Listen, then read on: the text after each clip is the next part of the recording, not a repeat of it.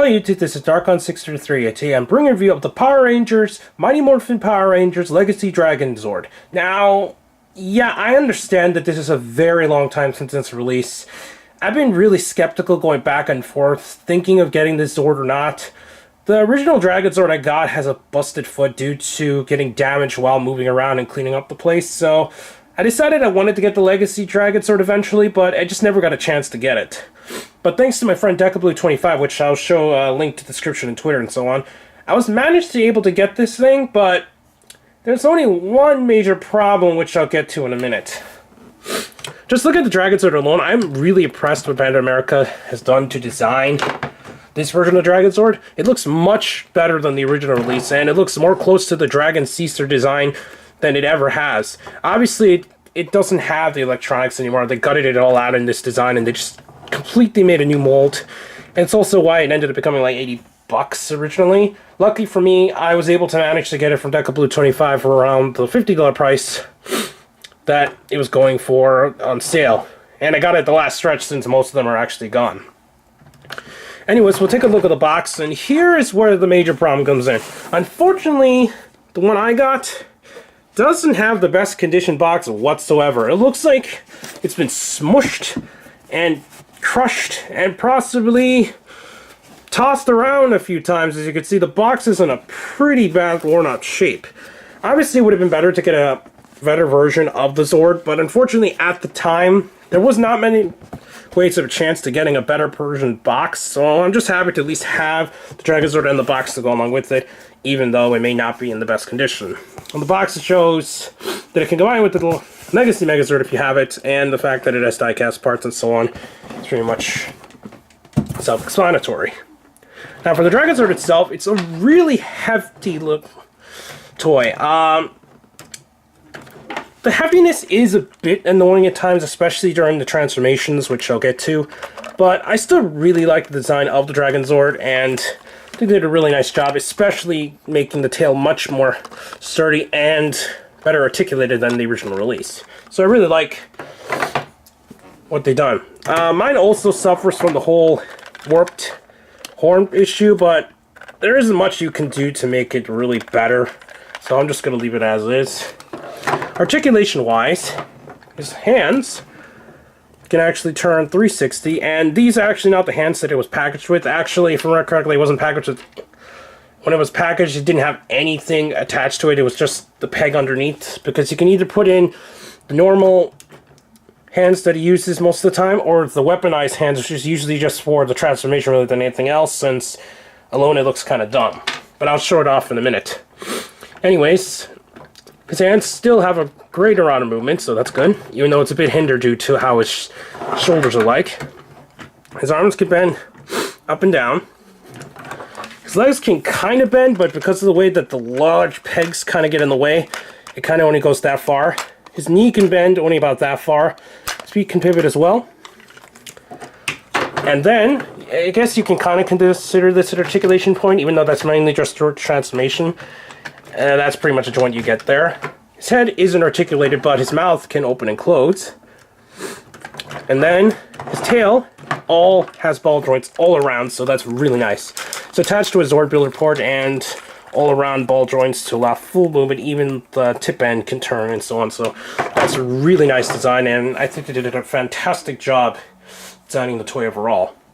Now, because we're going to go into transformation, we're going to actually take off the hands and show how the other hands look like on the Zord.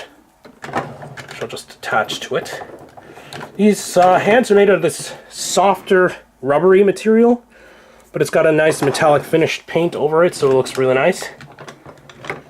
So while it looks like die-cast, they're not die-cast. They're just plastic with a really nice metallic paint job over them. And this one's giving me a little issue plugging in, and there you go. So there you have the Dragonzord alone, and pretty much all it can do on its own.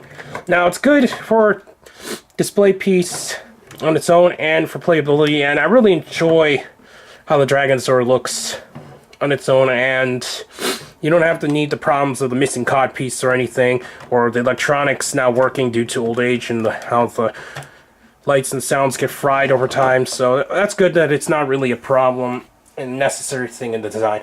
I'll be back with the Megazord to show off the combinations. Anyways, to transfer it into Mega Dragonzord mode, what you're going to do is make sure that the Dragonzord is flat like this. For those who don't know, Zyuranger / MMPR, it pretty much becomes a battle armor around the Megazord. The Megazord you're going to plug back in the pterodactyl chest, but I removed it so that it'll be easier to secure the piece around it. So let's see. I need to slide things properly in order to get everything together, otherwise it will not fit whatsoever. Unfortunately, you need to fiddle with it just a bit in order to get it to place, but once you get the sweet spot down, it should securely attach. The clip system is supposed to be there in order to help with stability, but unfortunately, it just doesn't really work too well in order to attach it properly over the body. Something's better without using it, period, though. Probably better without it, so... Otherwise, to secure it, you're going to turn it around and make sure that the Tyrannosaurus tail plugs into the component here. So let's see.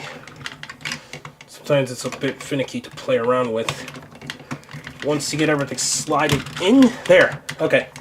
Now it's secured in. For some reason it was causing me a little issue previously. What this piece is supposed to do is supposed to allow you to plug this in order to keep it in place, but for some reason this Dragonzord's being a real pain today. There, okay.